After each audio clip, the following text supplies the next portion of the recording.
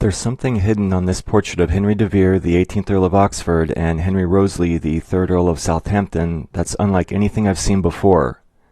In video 56, I explained how Henry de Vere's spur points to the words E der Veer and etched into the buildings Hijo, Spanish for son, 18 null, meaning invalid.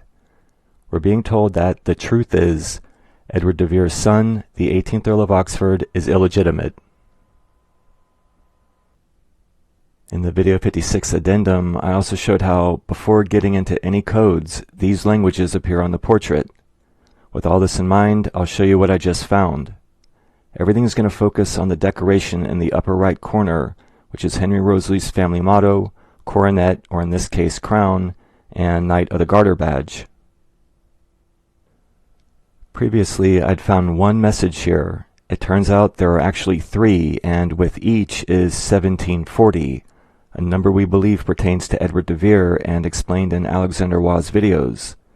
The three messages are hidden in the banner and crown, so what we have to do is figure out what to read and how to read it. First, notice all the details in the banner. The codes I find use what John Dee refers to as the alphabets of the three languages, Hebrew, Greek, and Latin, specifically the 23-letter Latin alphabet. And in Latin, V was used for the letter U. Highlighted in red, there are two-letter U's or V's crossed with lines as if they're in shadow. Highlighted in blue are three underlined letters, P-A and another A. There are also these letters printed above and in between the spikes of the crown. What remains are these letters, which have nothing to do with the crown or have any markings. Below the banner, the word Rey or Rex, Spanish or Latin for king, is etched over these characters across the front of the crown. These characters look nothing like the ones that appear on Henry de Vere's crown on the other side of the portrait, and I go into more detail about that in the other videos. A clue to how everything is read is the Knight of the Garter badge below. You see how the words of the badge are printed in a circle? That's exactly how the codes in the banner and crown are designed to be read. Again, there are three messages, and I'm going to start with the one I showed in the previous videos. The message begins with the first crown spike, which is pointing to the letter R.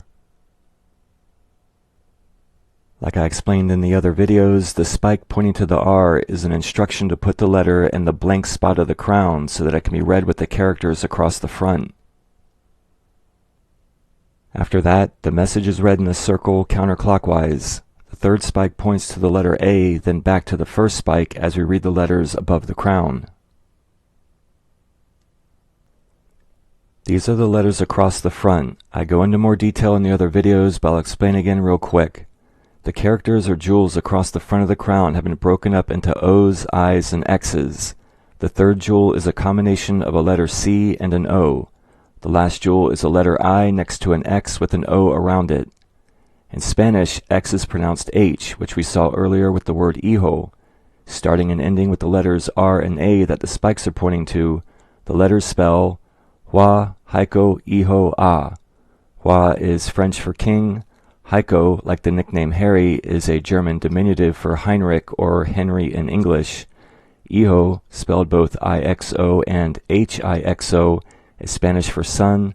A is also Spanish and is sometimes used for of. So far, the message is King Henry, son of. I think the word Rey or Rex was etched over that area of the crown as a hint because that's where the word Roi, French for king, appears. And if you look directly below Rey or Rex, you'll see the characters IX, which is also a Roman numeral 9 and would have been Wriothesley's regnal number as Henry IX. The last spike points to the letter A. From there, continuing in a counterclockwise direction, notice how the bottom line of the banner is drawn from the point of the last spike to the point of the first spike as if it underlines the next word. The word being underlined is comprised of the French words to, followed by a letter P, which is the same character as a Greek letter R or rho. In other videos, I've shown codes where the Latin letter P is used for the Greek letter R. The center spike breaks the word up into two syllables so they can be worked out independently, And how we read this is, the last letter T in the word to is silent. If you write out these words the way they're pronounced, the first syllable is T-O-U, which is pronounced to spelled T-U. The second syllable plus the R or rho character is T-O-U-R, spelled tor, T-O-R. Spelled the way the two syllables are pronounced and read together as a single word, it's T-U-T-O-R. And whether it's in English, French, German, or Spanish, T-U-T-O-R is a homophone of T-U-D-O-R, and this can be easily verified by going online and listening to it with a translator app. Tutor and tutor are homophones, words that sound the same but are spelled differently, and several websites list them as such. So the message of the crown and banner, read in a circular pattern counterclockwise, is Hua Haiko Iho A Tutor, which translates to King Henry, son of Tutor. Now, son of Tutor is the Spanish way of saying Tutor's son, but there's another reason why his family name is given to us like this, which we'll see later. When I showed that message in the previous videos, I didn't know this was here. For people like John Dee, Edward de Vere, and Francis Bacon, letters were equal to numbers and vice versa. This is known as gematria. The message began with the first spike pointing to the letter R. Following that R, which has a gematria value equal to 17, there are 4 T's, or 4T. This is a way of spelling Oxford's number 1740. Even though Henry Roseley's family motto will always have that R followed by 4-letter T's, this was designed so that all this happens above and in between the spikes of the crown. So the first part of the message is King Henry, son of Tutor, and with it is Oxford's number 1740. When I first saw that circular pattern hiding in the banner and the message it revealed, I thought it was pretty amazing. Seeing 1740 with it added another layer, and as it turns out, this is only the beginning. The circle from that first message started and ended at the first crown spike. If you look to the left of the first spike, there are 2 underlined letters, PA highlighted in blue. The only other underlined letter is the A above the last crown spike. There are also the 2 V's highlighted in red that have lines going through them. I've removed all the extraneous information, leaving only the letters that have been scored, PAA and the 2 V's. And here's how we read them. If you've seen the movie Contact, recall the scene where John Hurt explains to Jodie Foster how the primer is read by folding over the pages so that everything lines up. It's kind of similar here. Notice the curvature and direction of the banner with its partial arc of a circle. Like the shape of the Knight of the Garter badge below, the banner is designed to be curved into a circle, and then the scored letters PAA and the 2 V's are red. If you go online and look at a list of ecclesiastical abbreviations, PA is one of the abbreviations for pater, Latin for father. Like before, A spelled with the letter A is sometimes used in Spanish for the word of. The Roseley family motto, that these words and 2 V's appear in, is written in French, and in French, 2V is de V. De V is a short form of de Vere, and Edward de Vere sometimes signed his name with double V. So in this circle, the 2V or de V stands for the name de Vere. Altogether, the second message is Father of de Vere. Just like with the crown circular pattern, I was amazed not only by what this said, but by the way it was encoded. And remarkably, the letters used to spell this message are equal to Oxford's number 1740. The letters P, A, and A have gematria values of 15, 1, and 1, totaling 17. V has a gematria value of 20, and 2 V's equal 40. Altogether, these scored letters add up to 1740. So far, starting with the first crown spike, reading counterclockwise, we have King Henry, son of Tudor. Then reading the scored letters in a clockwise pattern, it's father of De Vere. I think Henry Wriothesley's called son of Tudor because of the way the messages flow and read together. King Henry, son of Tudor, father of De Vere. Now those first two messages are really interesting because it supports Alexander Waugh's theory that Henry Wriothesley was the father of Henry de Vere, and it also supports the theory that Wriothesley was the son of Queen Elizabeth, and means that Henry de Vere was also of royal blood. Now for the third message. The only letters that haven't been used for anything are these. The letters NG are printed right next to each other and appear twice. The gematria value of the letter N is equal to 13 and G is equal to 7. 13 plus 7 is 20. Like the two V's, the letters NG are doubled. Add them together and 20 plus 20 is 40.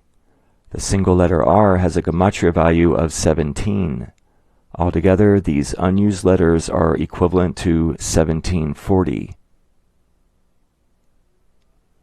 Without those letters, the R and two NGs, what we have left is everything else, which are the words and letters we were looking at before and found the other two messages with. Let's look at them again. With the R and two NGs equal to 1740 removed from the banner, notice how the spikes of the crown point to more than just single letters. They also point to words. The first letter here is the letter V. Then the first spike points to the word par, French meaning for, F-O-R. It's followed by the words to, and the last spike points to the word pa, P-A, followed by the second V.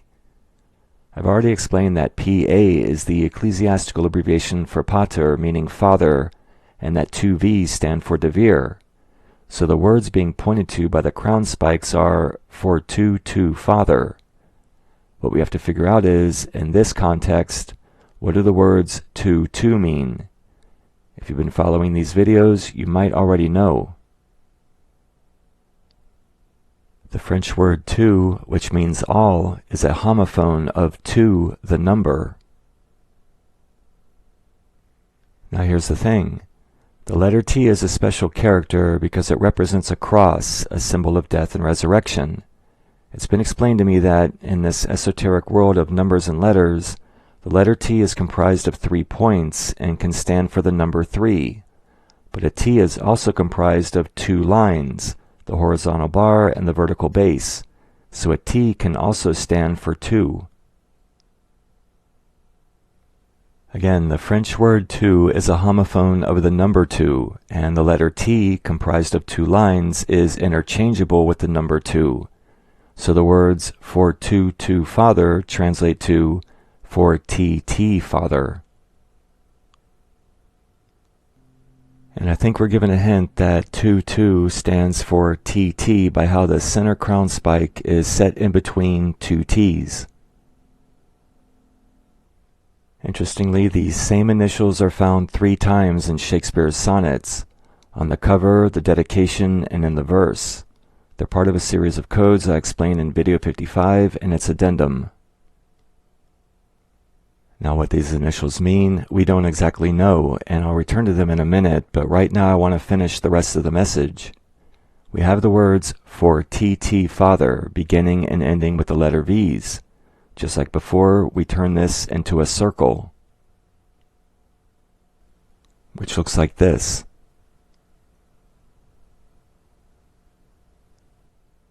Reading counterclockwise, it's for De Vere father to T.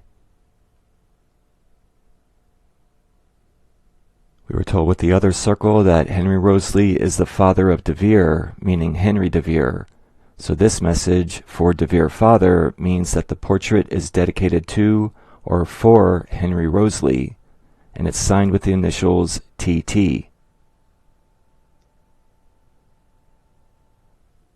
It's similar to what we find with the sonnets, which are dedicated to a Mr. W.H. I explain why I think this is Henry Wriothesley in other videos, so I won't go over it again. But let's not pretend those initials are someone else's. not after the other Shakespeare poems preceding the sonnets were dedicated to him with so much adoration. Anyway, with the sonnets we have a dedication to Rosely, and then it's signed by someone who uses the initials 2T. Now, since 2 and T are interchangeable, it is possible that 22 or TT are initials that stand for twice 11, a concept that started with an acrostic I found in the King James Bible, twice 11 brethren, followed by a twice 11 code in Sonnet 121, which is 11 times 11. I've talked about it in other videos, and fellow researchers have pointed out some things, but no one's quite sure what to make of it. Was it a group led by Edward de Vere or a branch of the Rosicrucians? Or does it have something to do with the Tudor line? We don't know. This portrait of the two Henrys might have another clue, but I'll save that for another video.